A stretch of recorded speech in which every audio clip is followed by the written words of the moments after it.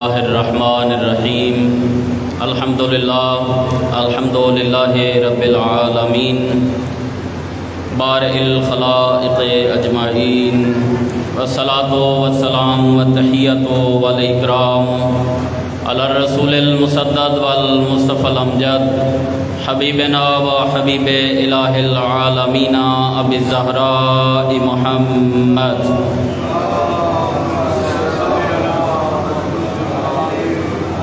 وعلى آلہ الطیبین الطاہرین المعصومین الذین اذهب اللہ عنہم الرجس وطہرہم تطہیرا صلی اللہ علیہ وسلم. اما بعد فقال سبحانہ وتعالی فی کلامہ المجید والفرقانہ الحمید وقولہ الحق وهو اصدق القائلین. بسم اللہ الرحمن الرحیم. قل لا اسألکم علیہ اجرا الا المودۃ فی القربى بآواز بلند صلوات.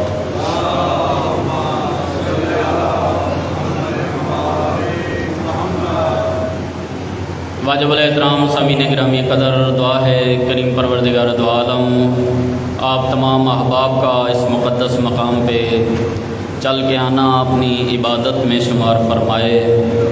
خداوند منان لم یزل ولا یزال کریم پروردگار دو عالم برادر عزیز کے اس انتظام کو، انصرام کو اپنی پاک بارگاہ میں مستجاب فرمائے. جزائے خیر و اجر جزیل و طویل عطا فرمائے.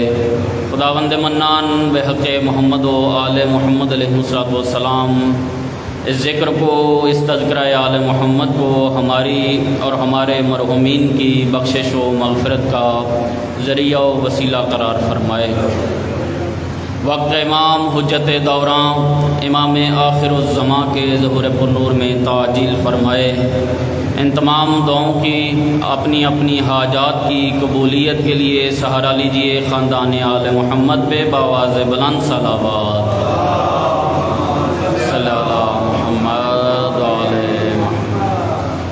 خداوند قدوس کا انتہائی شکر ہے کہ جس کریم پروردگار نے ہمیں ایک مرتبہ پھر یہ مقدر ساز ساعتیں عطا کی ہیں کہ جن ساعتوں میں، جن لمحات میں جہاں ہم ذکر حسین کو سنیں گے وہیں ہم فکر حسین کو بھی سمجھنے کی کوشش کریں گے.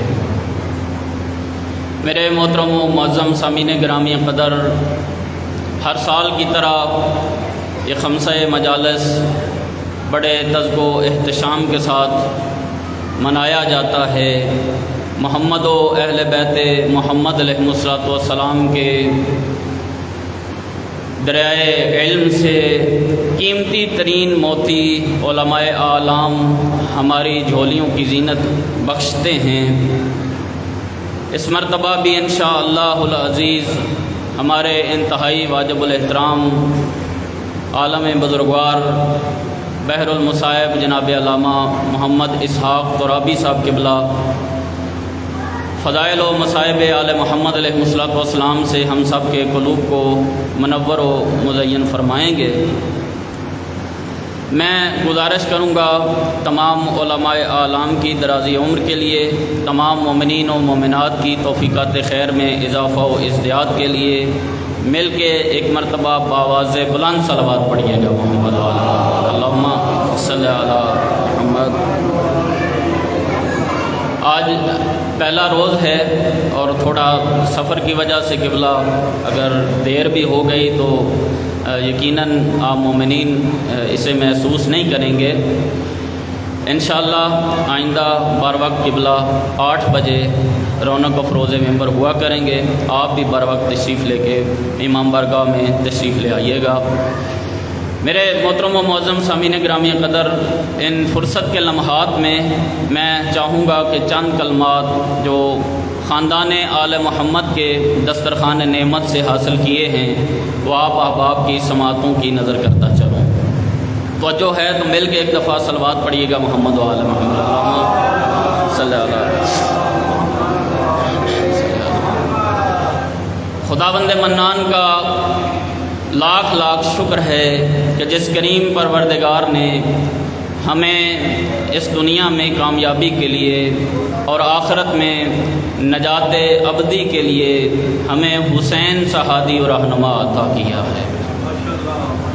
یہ اس رحمان پروردگار کا بڑا لطف و احسان ہے کہ جس کریم پروردگار نے ہمیں اس دنیا میں کامیابی کے لیے اور آخرت میں نجات کے لیے حسین سا ہادی و رہنما عطا کیا ہے۔ یہ فضل پروردگار ہے، یہ لطف پروردگار ہے، یہ احسان خداوندی ہے۔ اور میں عرض کیا کرتا ہوں کہ اگر اسی ایک نعمت پروردگار کے اوپر بندہ مصلی عبادت بچھا کے سر سجدے میں جھکا کے ساری زندگی اس ایک نعمت پروردگار کا شکر ادا کرتا ہوا نظر آئے تو زندگی ختم ہو جائے گی، اس ایک نعمت کا حق شکر ادا نہیں ہو سکتا۔ یہ نعمت اتنی بلند ہے، یہ کرم اتنا بلند ہے، یہ احسان اتنا بلند ہے کہ اس ایک نعمت پروردگار کا ہزاروں زندگیاں بھی ہوں، ساری زندگی بندہ شکر کرتا رہے، سبوح قدوس کی تسبیحاں پڑھتا رہے، شکر پروردگار کی تسبیحاں پڑھتا رہے، زندگیاں ختم ہو جائیں گی، حساب و کتاب کی مشینیں جواب دے جائیں گی، لیکن اس ایک نعمت کا شکر ادا نہیں کیا جا سکتا۔ عزیزو، دوستو، بزرگوں، کون ہیں حسین ابن علی؟ کون عظیم الشان ہستی ہیں میرے مولا حسین؟ آواز ٹھیک آ رہی ہے سارے صاحبان تک؟ ماشاءاللہ۔ کون سی با عظمت ہستی ہے حسین ابن علی؟ سید الانبیاء ختمی مرتبت حضرت محمد مصطفیٰ صلی اللہ علیہ وآلہ وسلم، اللہم صلی اللہ محمد وآلہ، آقا نامدار اپنے اصحاب کے مجمع میں، وہ اصحاب کہ جن کے بارے میں قرآن کہتا ہے رضی اللہ عنہم ورضوا عنہ، اللہ ان سے راضی ہے اور وہ اللہ سے راضی ہیں، وہ نبی کہ جس کی اپنی شان اور اپنی عظمت یہ ہے کہ وہ جو ایک ایک جملہ بھی بولتا ہے، ایک ایک کلمہ بھی اپنی زبان سے ادا کرتا ہے، وہ اپنی مرضی کا نہیں ہوتا، اس کے ایک ایک حرف کے اوپر وہی ایک پروردگار کی مہر لگی ہوئی ہوتی ہے۔ وما ينطق عن الهوى ان هو الا وحی یوحی، وہ اپنی خواہشات کے مطابق کلام ہی نہیں کرتا، وہ اپنی مرضی کے مطابق بولتا ہی نہیں، وہ وہی بولتا ہے جو وہی کہتی ہوئی نظر آتی ہے۔ میرے محترم و معظم سامعین گرامی قدر، عظیم الشان صحابہ کا مجمع سجا کے سید الانبیاء نے یہ جملہ ارشاد فرمایا تھا، وہ لوگوں اگر جاننا چاہو نا حسین کون ہے، اگر معرفت حسین چاہتے ہو، اگر عظمت حسین چاہتے ہو، اگر حسین کی معرفت حاصل کرنا چاہتے ہو تو یاد رکھنا الحسین منی وانا من الحسین، میرا تعارف حسین ہے اور حسین جو ہے اس کا تعارف مصطفیٰ بنتا ہوا نظر آتا ہے۔ جب کبھی تعارف حسین محو ہو جائے اور لوگ محسوس نہ کر سکیں کہ حسین کا تعارف کیا ہے تو سید الانبیاء نے یہ جملہ ارشاد فرما دیا تھا، لوگوں یاد رکھنا اگر معرفت حسین چاہتے ہو تو پہلے تمہیں معرفت مصطفیٰ حاصل کرنا پڑے گی۔ معرفت مصطفیٰ ہی در حقیقت معرفت حسین ہے، عظمت مصطفیٰ ہی در حقیقت عظمت حسین ہے۔ میرے محترم و معظم سامعین گرامی قدر، میں یہ روایت عرض کر چکا ہوں اور پھر تیمناً تذکراً آپ احباب کی سماعتوں کی نظر کرتا چلوں۔ ہے توجہ جناب کی؟ پریشان تو نہیں ہو رہے؟ درود پڑھیے گا نا محمد و آل محمد علیہ السلام، اللہم صلی علی محمد و آل محمد۔ اچھا، میری مجبوری یہ ہے کہ میں نے قبلہ کے آنے تک میں نے ہی پڑھنا ہے اور یقیناً آپ کی بھی مجبوری ہے کہ آپ نے مجھے ہی سننا ہے، تو مل کے ایک دفعہ صلوات پڑھیے گا محبت کے ساتھ، اللہم صلی علی محمد و آل محمد۔ سید الانبیاء اپنی محفل میں بیٹھے ہوئے تھے، خرامہ خرامہ چلتے چلتے اس گھر کا دروازہ کھلا. توجہ فرمائیے گا، ایک ایک جملہ بڑا قیمتی ہے. اس گھر کا دروازہ کھلا کہ جس گھر کے دروازے کو سید الانبیاء نے کھلا ہوا چھوڑا تھا، باقی سارے دروازے بند کر دیے گئے تھے، علی کا در کھلا چھوڑ دیا تھا. اس دروازے سے ایک نورانی شکل کا ایک خوبصورت سا شہزادہ نکلتا ہے. محسوس ایسے ہو رہا تھا کہ جیسے 14ویں کا چاند برآمد ہو رہا ہے. نورانیت برا ماحول تھا. سید الانبیاء محفل سجا کے بیٹھے ہوئے تھے.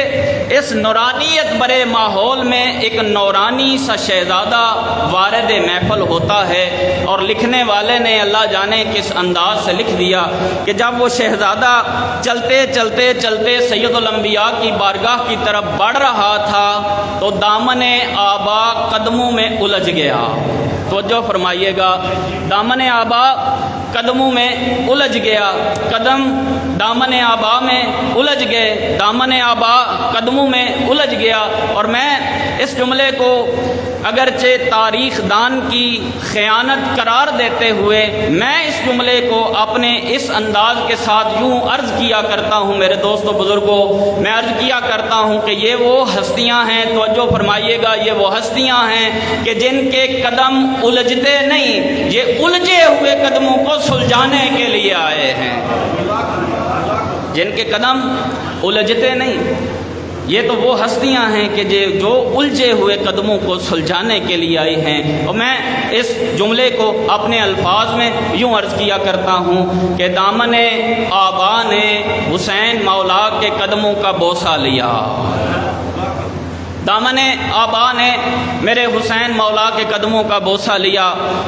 سید الانبیاء خطبہ ارشاد فرما رہے تھے. اپنے ننھے سے شہزادے کو زمین کی طرف گرتے ہوئے دیکھا، اپنے کلام کے سلسلے کو منقطع کیا. سید الانبیاء چلتے چلتے چلتے فوراً وہاں پہنچے جہاں شہزادہ گر رہا تھا. گرتے ہوئے شہزادے کو سہارا دیا اور لا کے وہاں بٹھایا جہاں مصطفیٰ خود بیٹھا کرتے تھے. لا کے وہاں بٹھا دیتے ہیں جہاں سید الانبیاء خود رونق افروز ممبر ہوا کرتے ہیں. اور میں رک کے یہاں میرے انتہائی جن کے ساتھ میں بڑا ہی محبت کا اور عقیدت کا ایک جذبہ رکھتا ہوں، بڑے ہی ایک عظیم سید گزرے ہیں، پیر سید نصیر الدین شاہ صاحب. پیر سید نصیر الدین شاہ صاحب بڑے قادر الکلام شاعر بھی تھے. اور میں اکثر ان کا یہ شعر جو ہے نا میں دہرایا کرتا ہوں کہ میرا خدا جسے اوج کمال دیتا ہے، توجہ فرمائیے گا، میرا خدا جسے اوج کمال دیتا ہے اسے بطول کی چوکھٹ پہ ڈال دیتا ہے. میرا خدا جسے اوج کمال دیتا ہے اسے بطول کی چوکھٹ پہ ڈال دیتا ہے. اور اگلے جملے تو کمال کے لکھ دیے پیر سید نصیر الدین شاہ صاحب نے. وہ لکھتے ہیں کہ پرکھنا ہو کسی کو، پرکھنا ہو کسی کو، کہو بس یا حسین. پرکھنا ہو کسی کو، کہو بس یا حسین. توجہ فرمائیے، مل کے بآواز بلند صلوات پڑھیے گا. میں شعر صرف پڑھ رہا ہوں.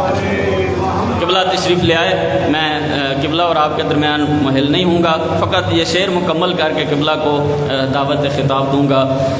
پہلی میں گزارش شعر مکمل کرنے سے کروں گا کہ تھوڑا تھوڑا آگے تشریف لے آئیں. میں نے تو پڑھ لیا، قبلہ کے لیے آپ یقیناً ماحول فراہم کیجیے گا. تھوڑا تھوڑا آگے تشریف لے آئیں صلوات پڑھتے ہوئے بآواز بلند. اللہم صلی علی محمد وآل محمد.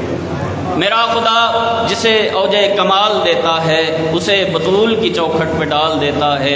پرکھنا ہو کسی کو، پرکھنا ہو کسی کو، کہو بس یا حسین. یہ وہ نام ہے جو شجرے کھنگال دیتا ہے. میں انہی الفاظ کے ساتھ آپ احباب کی نعمت کو تمام کروں گا.